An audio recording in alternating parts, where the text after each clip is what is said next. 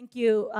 It wouldn't be a banana conference if we weren't all just, getting up and having lively discussions on stage. And some of us know each other, IRL. Some of us know each other in the Web3 world, and I think that's. I'm very happy to be, IrishNFTGal. Lauren and Gabriele have become now. We've multiplied. So I'm Jennifer Chenglo. I'm a serial exit entrepreneur. I'm a hybrid. I'm a creator, entrepreneur, investor hybrid. I'm a concert pianist. I'm an actress. And I had an exit, an IPO, and two ICOs later after that IPO became crypto.com. So what I do, I started investing in amazing founders, funders, creators, and projects, and also upgrading my wardrobe a little bit. You can see I'm wearing my punk today. Yay! So that's a little on me. I'm gonna pass the mic. Can we buy it? Do we have any way to buy it? The shirt, for example? Sure. Actually, the shirt, you are teeing me up. It's actually, no, it's available on my Gen Club DAO.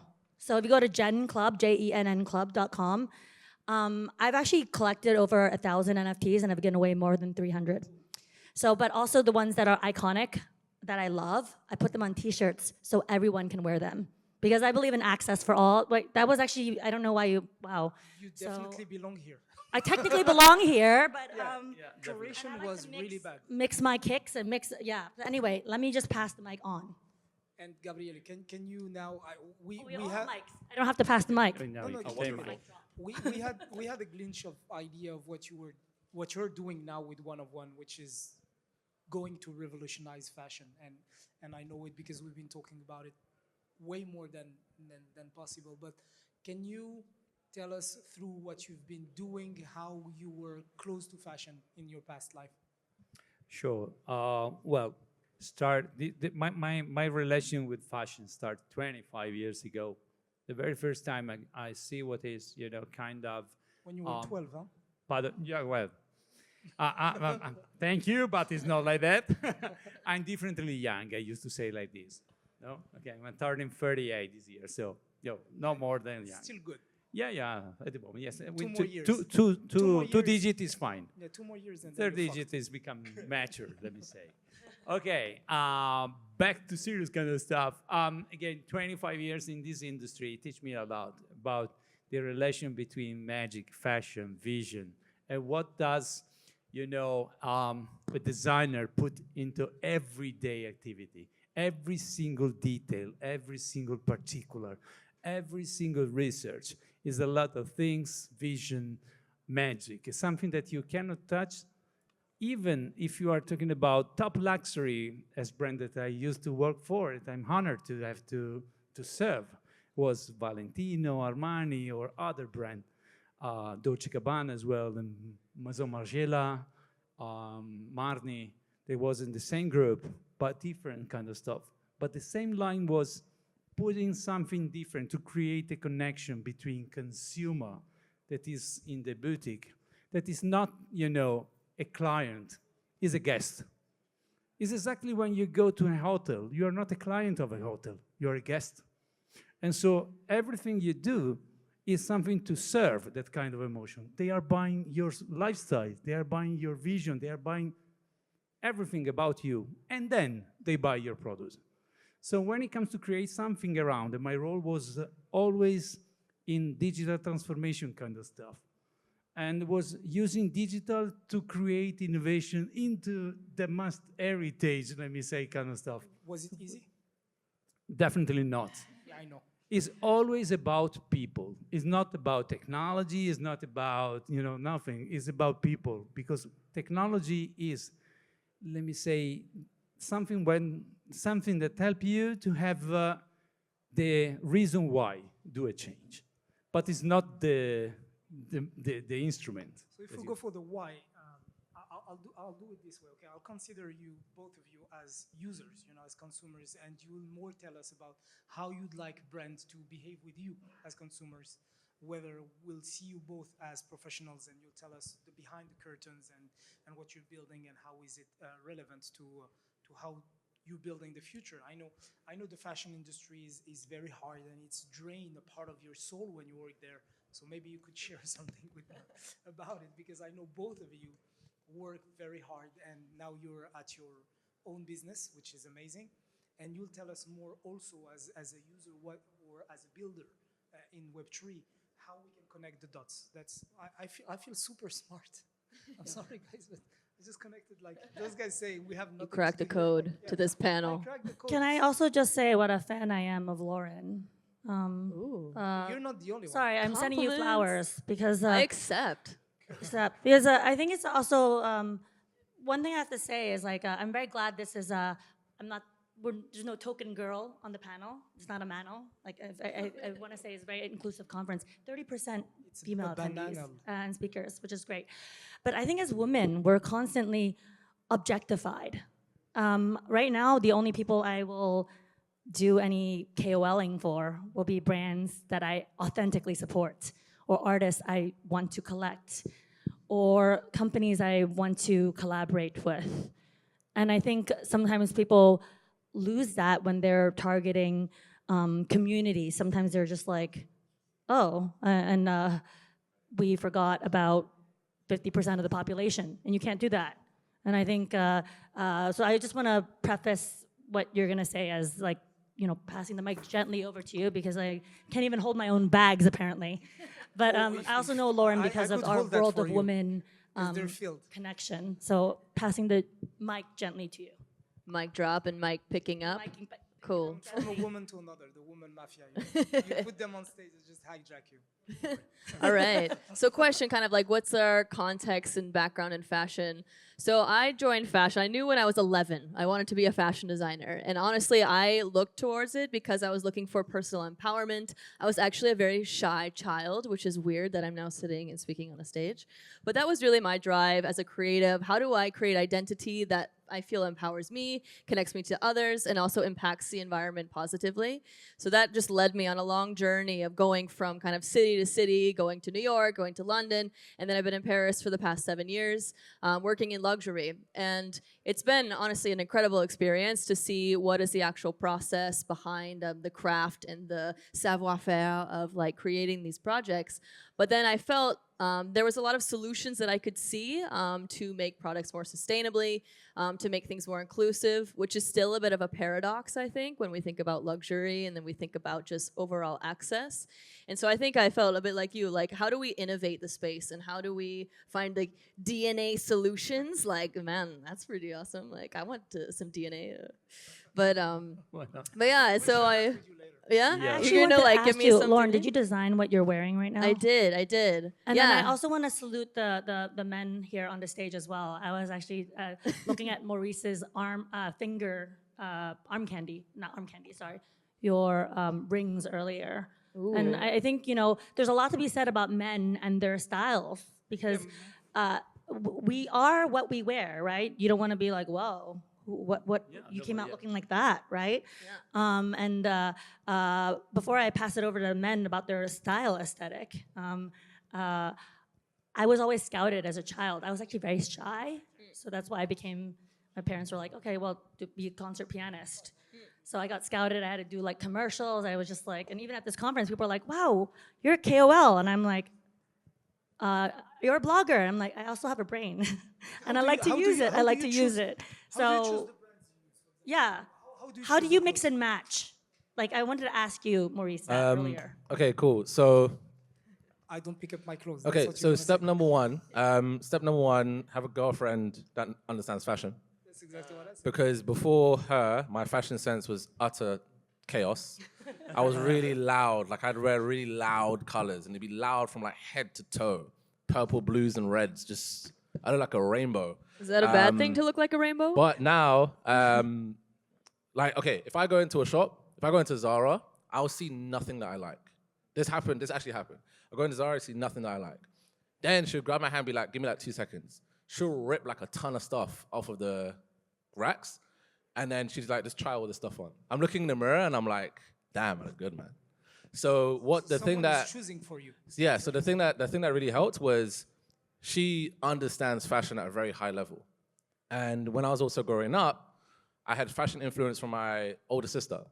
So my older sister worked for a lot of brands, a lot of high-level brands, luxury, and she also did like your common retail as well. So she did everything from like Debenhams, House of Fraser, all the way up to like Gucci, Hermes, and all these other people. So she understood fashion on a whole nother level. So I actually saw her design stuff and create things from scratch. And every day after school, this is literally my fashion background. I'd go to her shop and I'd just chill with her. And she'd say, pick anything you want, man. Pick anything you want. So then I'd dress very smart cash on like your own clothes at school. I come in like a shirt, jeans, or shirt, chinos, and some loafers when I was like 15 years old. And people look at me like, bro, why the hell? Now, I'm still dressing loud. I'm still dressing like loud colors. I don't understand palettes at all. I don't understand how a palette complements your skin tone. I don't understand any of that stuff. I just liked the way I looked. And then I took her understanding of combining different things, combining different brands, and getting into crypto, making all this money. The first thing on my mind was, oh, I can buy Gucci, I could buy Louis, I could buy all these other things. And then I started to understand when I got a girlfriend, it was, look, swag isn't brands. Swag is not someone wearing Gucci head to toe. It's an attitude. Swag is someone that has attitude, and it's the way they wear their clothes as well. And then when I started to get other clothes that were just plain colors, plain white t-shirt and some jeans, and it's the way you wear it. And then I hit gym, so I started to fill my clothes in a bit more. I started to fill my suits in a bit more. So then my clothes now didn't just look good, they started to make sense.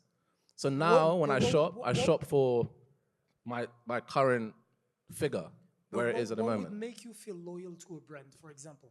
Like, Oh, so okay. that we can jump to the loyalty program in a way, because I fully understand what you're saying. Like, I'm not faithful to any brand, to be honest. I'm just faithful to my taste. Did Nazar just talk about being unfaithful to brand? I'm just kidding. No, just my brand and my Wi-Fi also. Yeah. Not recorded. No, It's just a choice of life, you know? I actually also want to know, actually, we were actually talking about this before too.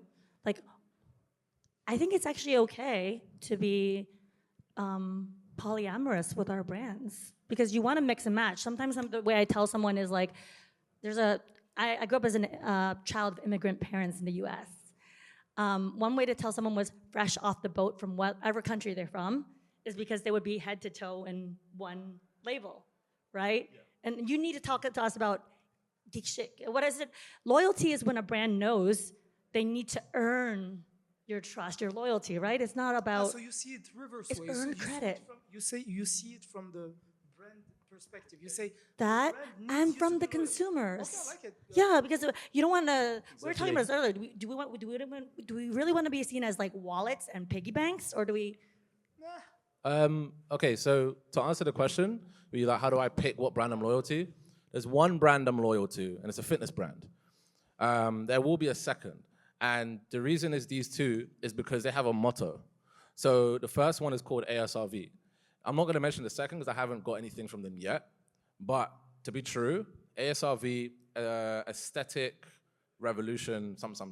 But their brand for fitness, they know themselves as elite trainers. If you wear their stuff, you're an elite fitness person. You hit gym on a regular basis. Gym is your life, it's your blood. Like, I would go insane if I didn't go to the gym. I'm at the gym for 2 hours, I'm in my ASRV kit, I've got my jogger bottoms, I've got my top, I've got my vest, or my t-shirt, whatever it is, and I'm just training. And when you see their videos, the way they do their marketing, it's elite trainers. It's not some guy that's some influencer on Instagram. They have elite people wearing their stuff. So it's also the mindset behind it as well. They're very big on mindset. Half of their app that you download is just blogs and articles on how the mind works, on mindset, spirituality, connecting with yourself, all that kind of stuff. And they do it all through fitness. So when you wear their brand, you don't just feel like you're wearing Gymshark. So what I hear here is that you talk about coherence. You say, I'd be loyal to a brand that is aligned with its own values or what they're selling. Ooh, I see we have 5 minutes left, potentially. No, come on, it's our house. We do whatever. Okay. Fuck that. But I want to ask a question to Jacob. Yeah. You're not that tall. Okay, you're tall. Yeah. But you have big feet, and you know what we say. Well, one thing I'd actually say is we're talking about like brand loyalty and what makes someone loyal to a brand. Like, despite the fact that I am a software architect who spends all my time inside of my bedroom and doesn't care too much about how I dress, like, I'm over 2 meters tall. There's not many options that I have when it comes to stuff like this. So what makes me loyal to a brand is if they actually make shit that I can wear, making stuff that can fit. You see, it's very basic, you know? Yeah. So for you, you don't care if it's white, yellow, pink, you just want it to fit. Yes, if it fits me and it's comfortable, that's all it takes for So me to be you'll loyal. be loyal to someone who's just like designing something that fits to you. Well, yeah, I'm That's loyal loyalty based on for the you. function of it. If it is functional for me, that has me into it. I'm not one who follows like yellow the If you want to get married to someone who's Pure not gonna piss you off, you utilitarian. can marry that Utilitarian. guy. He's gonna be very loyal But to you. I want to know, do you have to buy from the brands that, like, you know, NBA basketball player, or do they do customizations for you? Because I was looking at our shoes No, there is no earlier, and I fucking was just like, customization. I can it's tell you. like not. Look at No, the I can size tell you, I know difference the there. guy. Right? I know Like the the guy. size There's differential no is- customization at all. Well, like But whenever I'm going to like buy shoes or something, I have to go to the online shops and I just filter by what's available in the size, and it goes from like 2,000 matching pairs down to just 20, and I just have to pick from what's left there. See, when Jacob goes out of the house and he's not, you know, So loyalty is He there. has to- Yeah, no, of course. Very practical. I mean, it looks like a big mess, our discussion, to be really honest. Like It's if a I were good there. mess, though. It's a good But mess. at the end of the day, you can connect the dots. but because Lauren, you're we lucky. know You can where just you're basically loyal, design to we know fit where you're yourself loyal. all But the what time. about you? What about you? Do you know a brand that created some sort of program, even if in Web 2, like fuck Web 3, something that you think is smart? Like you say, the way they designed, how they created a relationship with their customer, this is smart. Like each of you, you'll tell me one of it. You can skip it if you know. Well, for sure. There's not that much brand that do this in a smart way. They do through opportunities. And if we step into this differentiation by opportunity, there is a lot of smart brand like Prada in, for example, sportwear. They do exactly what a customer wants. This emotionated thanks to the World Cup, and starting about sports, and then catch them into kind of say lifestyle by using then technology in terms of commodity, how you can use it. Everything this is much more inspirational. So you buy Prada tech shoe because you are inspired by a tech environment that is something special and luxury as well. They cross and They target. cross Target. Yep. If you go basic and you go through the mass market, I think that the smartest at the day today is for sure Canada Goose. Okay. Canada Goose do a lot of things like that. Yeah, sure. In New York, they create communities, talking with people, creating spaces to share, opportunities to talk about inspiration. They are always connected to something that is freezing, like outside today. Where there is snow, there's Canada Goose everywhere. Okay. And Cool. they create community. And so they dress up I people think that in a- love this kind of... In a quick nutshell, I think some of the brands we've seen today, I see, Planey's team is in the audience. Hello, hello, Baltic Air. I think it's the brands that know how to make luxury fun. So tell me one. Gamification. One. Well, but Planey's is sitting right there. They made it really fun. We were taking selfies in that private jet Tell over me there. the one. Do I really have to pick just one? I mean, Rolls Royce is sitting in the audience. Sorry. But I'm just saying one of the things that makes it fun is when brands realize that they're telling a story, that the brand DNA is expressed, and that their consumers are not treated as consumers, but as long-term community holders. Okay. So you go for the community thing. You We're a say- community. Okay. What about you? Well, I already said I mostly follow brands because of the functional utility it offers to me. love you so much, And I know that this isn't really It's getting... perfect for Uniqlo. It's Like, you're perfect the for more- Uniqlo. More practical guy like Well, this, like it's impossible. Well, it's the case I follow for everything, and I know that this isn't really fashion-related, it's more like following a brand. Anyone who knows anything about me knows that I love aviation, and one thing that gets me to follow like specific airlines and their brands is the fact that it's useful for me to be loyal to them. I know said it's not about fashion, but I do have a United Airlines shirt underneath the hoodie right now. So But like if Boeing was making shoes, you'd take one, yeah? yeah, probably. If it's a brand that I like if it's something I'm into, I would wear that. But then like the thing I appreciate about it is they offer something to me. Like I follow the airlines because they give me something useful out of it. Cool. Or when they suddenly give you free upgrades. I also have United Airlines points up the wazoo. Exactly, it's so much And fun. when they're interoperable, when the airlines then let your points go with different points. And one of the reasons why I flew Turkish. Well, this is one of the things I'm hopeful about, like with Web3 and like loyalty programs. Like, imagine what would happen with all the airlines if you could start to exchange. Get a between room. each other Imagine that's if all tokenized. connecting all the dots. Get It a would be room. so much fun. Amazing. Could you please repeat the question? What's up, Maurice? I forgot my question. No. what brand would you say, even in Web 2 or not Web 2, but a brand that did a good loyalty program and you think, okay, what they did here is cool, even if you don't wear it. If you have an idea, otherwise we'll just like skip it. There's no brand that's done a good loyalty program You in think Web so? 2 or Web 3 in fashion. Okay, good. Not Web3, like in fashion. In fashion in general, Okay. there's no brand that's done a good loyalty program. Okay, good. Mix and match.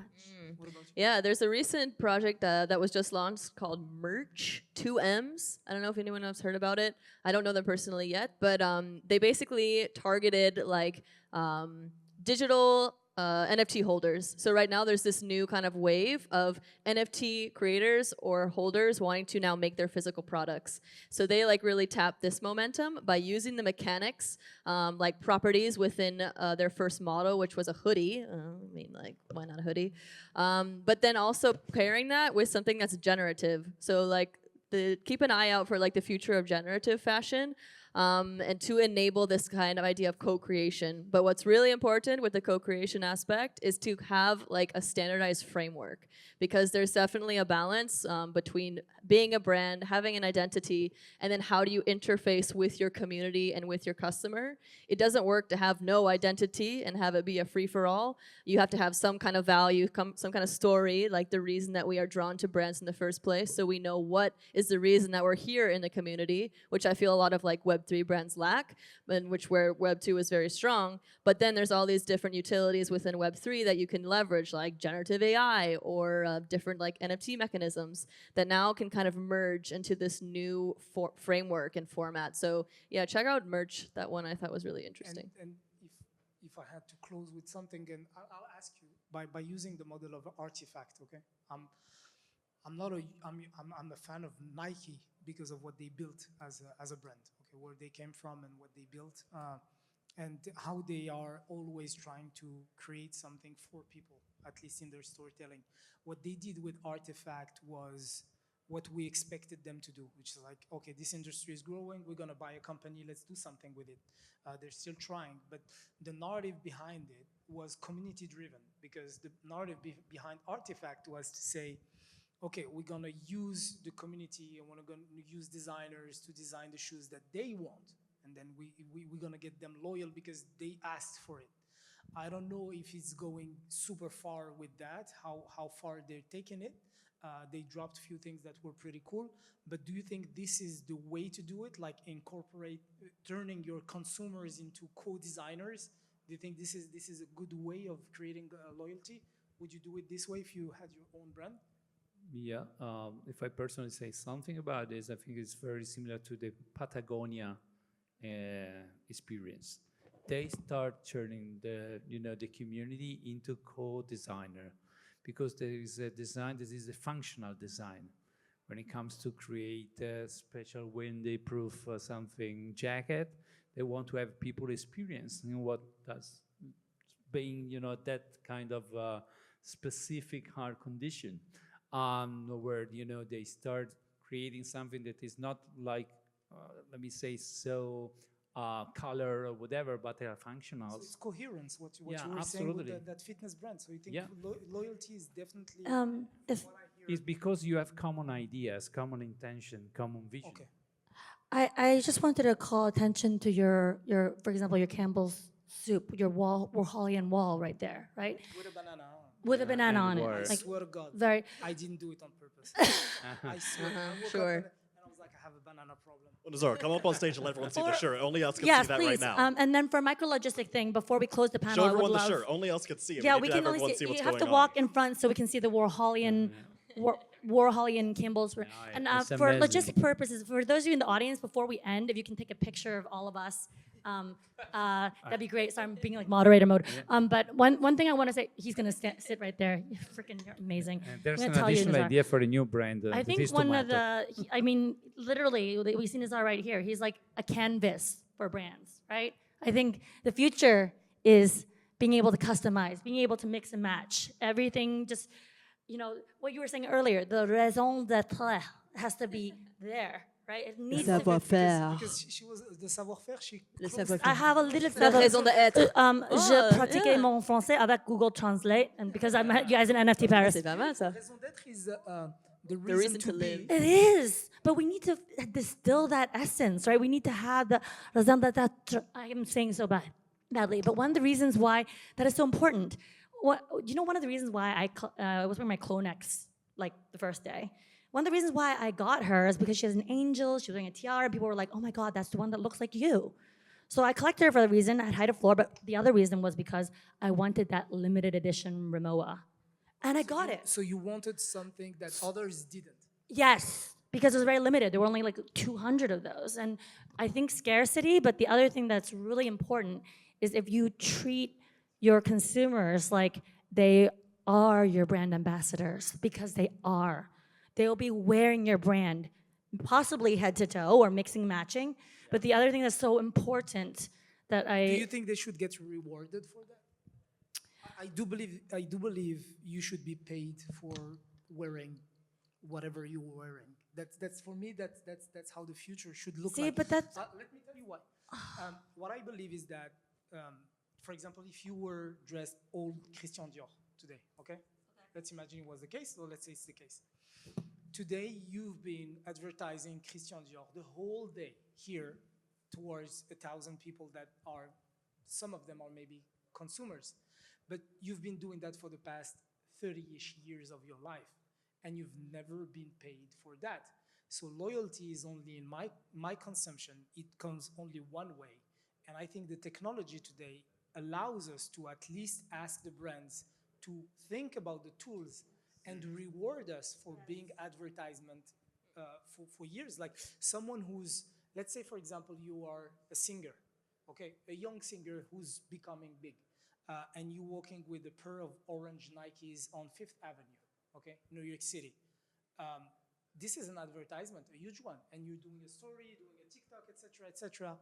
In my opinion, you should be rewarded for that as much as someone who's a nobody and is also wearing a shoe, but you should be rewarded differently with tokens or whatever. But I think this is the future of loyalty, the way I see it. Yeah, get your airdrop of Dior coin. Oh. That'll be. But I'll I mean, have if you some see Lauren what's happening coin, on please. Farcaster with Degen, like this tipping movement is really interesting. So I think there's like a big opportunity for this, but I'm also a bit scared because like I was hearing another story about if it all becomes about tipping and if it all becomes about this like very It is already the transactional case. thing. It's already Yeah? the case. When Yeah? someone says something good to you, he's already tipping you. Yeah, well, you are saying that Truman Show become true.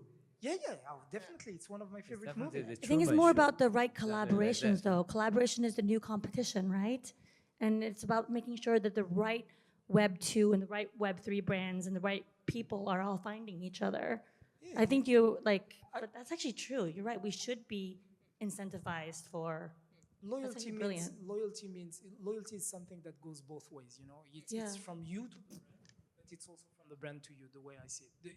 For the closing word, I'll give you each of you 25 minutes. So, 25 minutes. No, I'm just kidding. Yeah. Closing word, please. Well, Anything. Well, Like, the you first can even thing sing a song if you want. is thank you. Thank you all. This is the very first thing because, you know, this kind of event helps us in, you know, touching the everyday life in a different perspective and putting the Web3 into, you know, conversation. It is not something for people that works with computer in their little room as you designed before, but it's something that is in real life every day. This is the very first step, thing I want to say, of the relevance of this kind of meeting. Second, we come to the panel. Thank you, Jennifer. You make it kind of, let me say again, Spicy. yeah, definitely. Because, you know, I talk a lot with Lauren before. I see her capacity to transform ideas into a passion that it become, you know, a job or whatever. When it comes to fashion, everything is for this kind of stuff. They start from who design, who think, you use, and who market something. So it's a real opportunity with this panel to see, you know, what happened in a cycle of thinking. So Thank you, Gabriele, that's for my being here word. with us. Everything was said. Yeah, because we're really lucky to have you because we have like a piece of history and knowledge with us, and I really, truly, as a friend, thank you for that. Please, Jenny, tell us like one word and a half. 1 word and a half. Wow. Gabrielle, Jacob, Maurice, Lauren. I love Banana Conference because I told you guys before that I love small groups. I can perform to like 1,000 people. But I actually love the intimacy of the small groups who are all like, oh, we need to take time off the grid. And I think it's about like what we just all heard today. It's like how personal fashion is. It's about making our statement. It's about claiming our identity. It's about proving our loyalty and earning trust.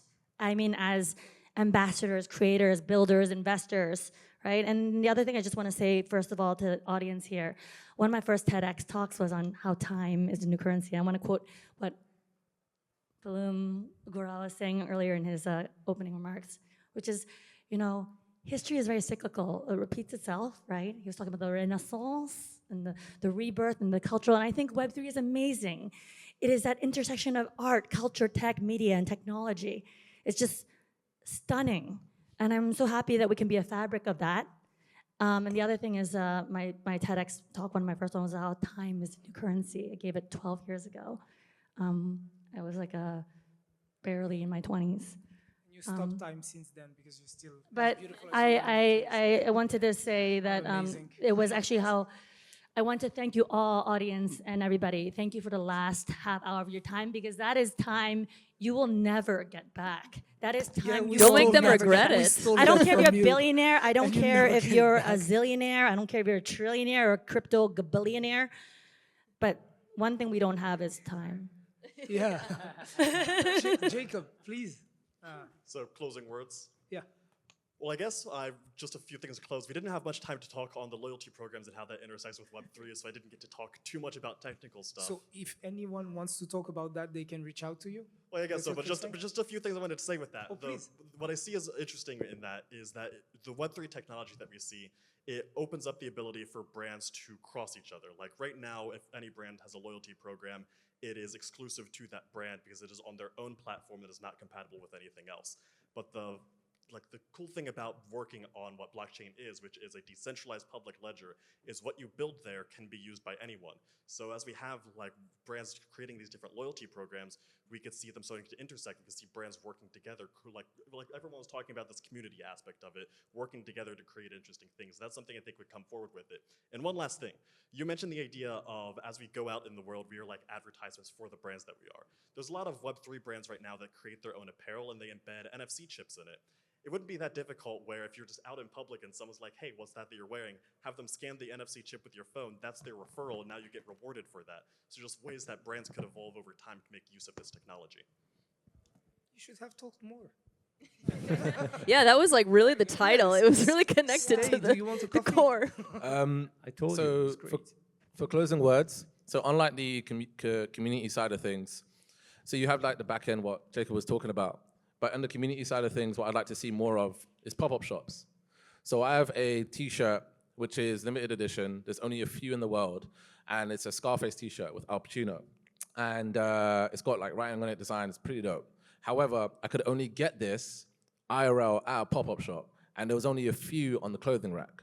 When I got that and I wore it, it felt completely different. I now know there's only a few hundred of these in the world. And if anyone wants to get any more, they have to go on the Discord and they have to trade. Either trade one item that they have from the same brand for that, or pay money and trust that the guy delivers it to you. So I want to see more pop-up shops. It's like scarcity is very Yeah, because that allows for the brand to build a community from event to event to event to event. I know Nizar from NFC because I went event to event to event. I met all these guys because I went to events. If you take the events away, you have this circle over and over again of no growth. So I think that will help. Once we get the back-end stuff sorted, I think pop-ups should be a thing that brands do, small and big. Pop-ups are easy, man. That's an easy way to build community. perfect. Thank you so much, Lauren. Thanks, man. Nice. That was also good. Well, great to share my time with you guys in this lovely impromptu panel. Thank you. I mean, I'll be short and sweet. I just am excited about two-way conversations and the cross-disciplinary integration of fashion with other industries. I think it'll make it more rich, more interesting in the coming years. So, Amazing. I'm just looking forward to continuing to collaborate and connect with all of you. Can we get Nizar back on the stage so we can get a picture with We actually Overhaul designed, and the way we designed BananaConf is a place where we know there's a lot of sellers, not a lot of buyers, so there's not a lot of money to make here. but there is a valuable connection. So if you're really smart and you can connect the dots, exactly as Gabriele said, you can create lifetime opportunities. So the main idea here is to not take ourselves too seriously, try to make it funny way, have discussions, bringing people on stage. Of course, there's not the faces here, but I know Maurice, I know Jacob, and I know the value they can bring to you guys. So take the time to just like check them and say, hey, I liked what you said. What do you think? This can change your life from a day to another. So thank you so much, guys. Thanks for your time. Thank you. Let's Thank Thank you for you. staying.